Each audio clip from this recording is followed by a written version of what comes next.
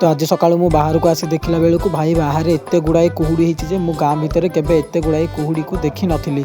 तो सकाळु अधिका कुहुड़ी होइतिबारु शीत लागिबारु मु टिके पळैथिली निया पाखकू।